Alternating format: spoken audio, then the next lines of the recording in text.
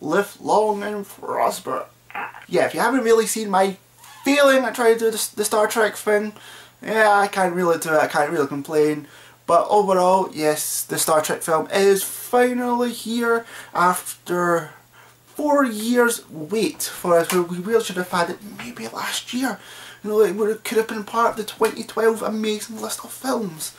But, of course, if you ever know, like, there's been problems with this film, like, you know, apparently, like, oh, there's been problems trying to get this film, like, back into sort of production, like, with writers and J.J. Abrams doing other things, and cast members or whatnot.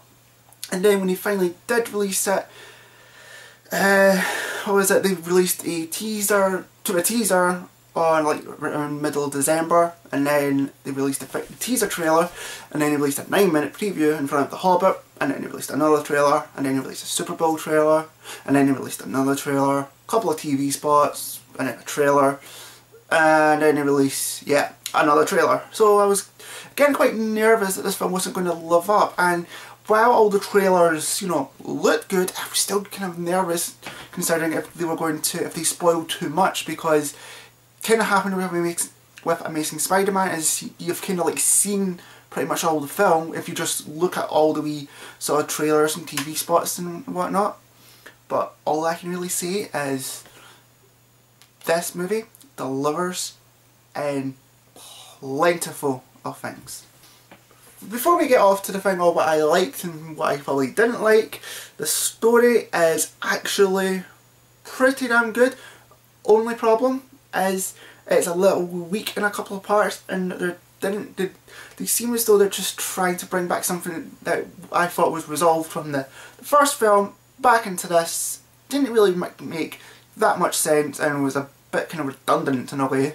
But overall, we'll talk what I actually liked, and what I liked was literally almost everything about it, especially Benedict Cumberbatch. You know, Mr. Sherlock from the BBB series, which I haven't watched, you know, fully, but he was utterly amazing. Like, he is the best villain I have seen so far this year, and this guy literally kicks ass, and he is one, you know, fucking smart aleck of a person.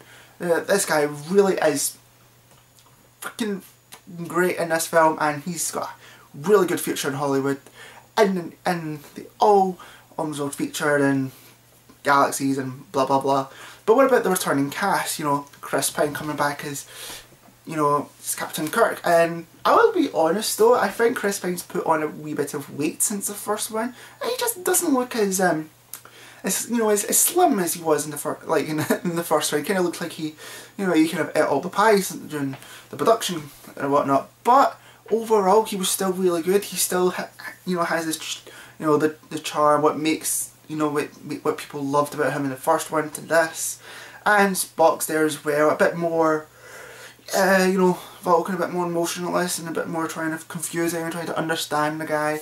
And obviously I have to talk about Cal Urban here, because I kind of see this guy as Bones, right? I see the guy as Judge Dredd, because there's like certain shots, or maybe where he sort of acts in the film, where you just look at him, you just find that's Dredd, that's Dredd there, like, So obviously that you know, that got stuck in my head, and I was really kind of getting confused there for a moment. Simon Pegg's character, I will be honest, I think they amped up the Scottish of his character by, you know, quite a lot, because he seems very more Scottish in this film than he did in the last one. And also, I thought by putting Alice Eve in the film, she was just going to be eye candy, but she wasn't really. She really had her important roles throughout the whole film, and, well, actually, yeah, she was eye candy, but good eye candy, and wasn't really kind of a waste of it. But what did I not like about it? One of the things I didn't like is, when I was saying about the story, is the fact, like, of the relationship between Captain Kirk and Spock. Like, I thought we had that resolved. Like, you know, he's not so sure he wants, you know, Kirk wasn't sure he's captain and blah blah, or it's like, why have they got that in there? I thought that was totally resolved. I thought Captain Kirk was born to be a captain. It's definitely showed in the first film, and so I can't understand why I had to put this back in. I think it was just a bit of waste just to add on the extra minutes, and it did sometimes feel a bit dull in places, and you really need it.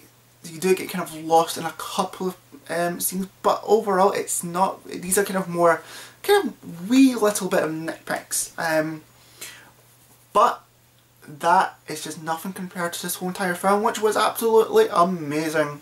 And like I said at the start, this film was so amazing. It's one of my favourite films of the year so far, but it's also probably so far my best summer movie of the year so far. And the only other films I could think of which has a strong chance of probably either beating it or roughly around the same level of it are Man of Steel and Pacific Rim.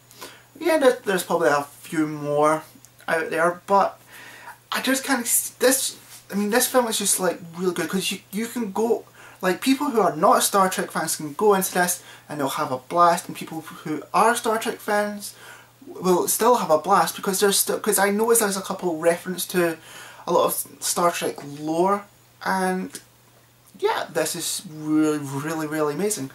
Only problem is, as much as J.J. Abrams did a fantastic job in this, you know, he's, as they probably say, I don't know what the Star Trek term, but I know what the other term is for another franchise is, he is joined to the dark side, and can he really, is this going to affect that to how long we have to wait for a sequel to this film? Only time will tell.